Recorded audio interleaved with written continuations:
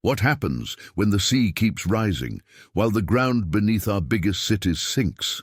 Around the world, this combination is reshaping the future of coastal life.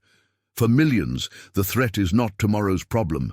It's already visible in flooded streets, crumbling coastlines, and disappearing land. In this countdown, we'll explore 5 of the places most at risk, where the ocean is pushing against the limits of human adaptation. At number 5 is Manila, the capital of the Philippines. Manila's challenge is unique because it faces both rising seas and sinking land.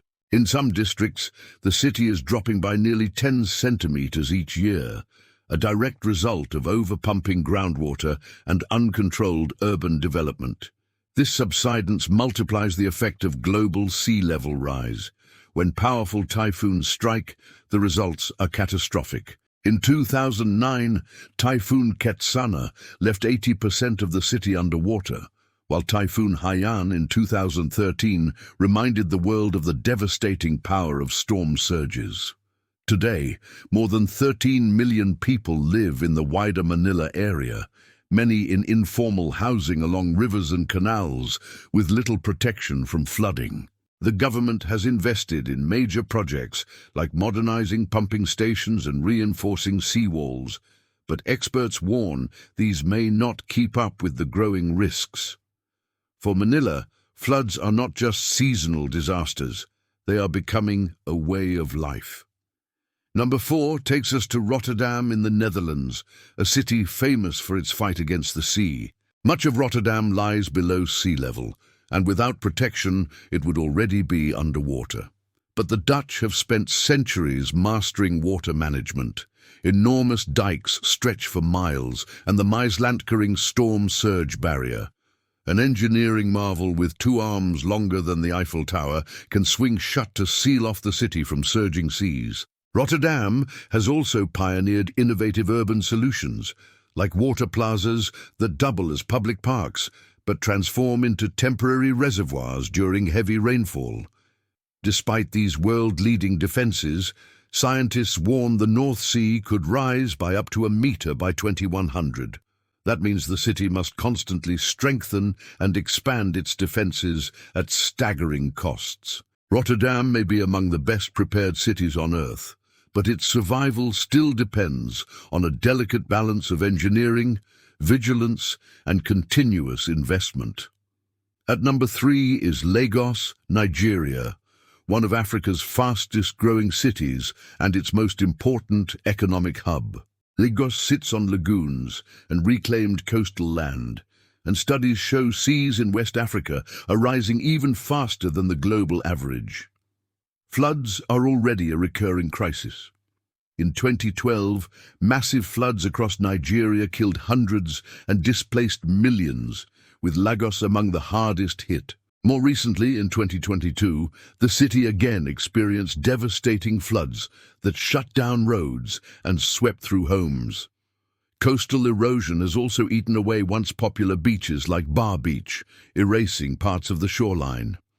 At the same time, massive projects like Eco Atlantic, a new city being built on reclaimed land just off the coast, are designed to protect infrastructure and attract investment. Yet for millions of residents in informal housing with no real flood defenses, the rising sea is a daily, personal threat. International agencies call Lagos a priority for climate funding, but without large-scale adaptation, the risks may overwhelm the city's ability to cope. Number 2 is the Sundarbans, a vast delta shared by India and Bangladesh. This is the largest mangrove forest in the world and home to more than 120 million people in the surrounding region. It's an ecological treasure, but also one of the most vulnerable landscapes on Earth. Rising seas are already swallowing islands. Lohachara disappeared in the 1980s, and Goramara has lost 2/3 of its land since the 1970s. Cyclones like Ayla in 2009 and Amphan in 2020 destroyed embankments, flooded villages, and displaced millions. Saltwater intrusion poisons rice paddies and freshwater ponds, destroying livelihoods and forcing families to migrate inland, often to overcrowded cities like Kolkata. Local governments and NGOs have worked to restore mangroves, which act as natural buffers against waves and storm surges. But erosion and storms often undo this progress. For many in the Sundarbans, the question is no longer how to adapt, but whether retreat is the only sustainable option. And finally, at number 1, we reach New York City, one of the world's great global capitals and one of the most exposed. With over 520 miles of shoreline and more than 8 million residents, New York has already seen the sea rise by nearly a foot in the past century. By the 2050s, water levels could be another 1 to 2.5 feet higher, and by the end of the century, more than 6 feet higher than today. The danger isn't only the gradual rise, it's the storm surges riding on top of that higher baseline.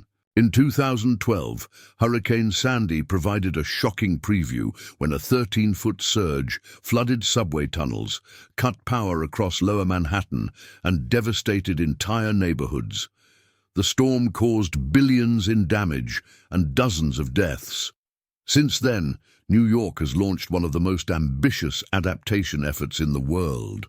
From the Big U flood barrier planned for Lower Manhattan to dune restoration in the Rockaways and oyster reef projects in the harbor.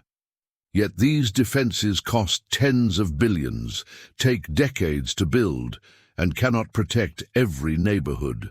Some experts argue that eventually managed retreat, moving people and infrastructure away from the most exposed coastlines, will be unavoidable.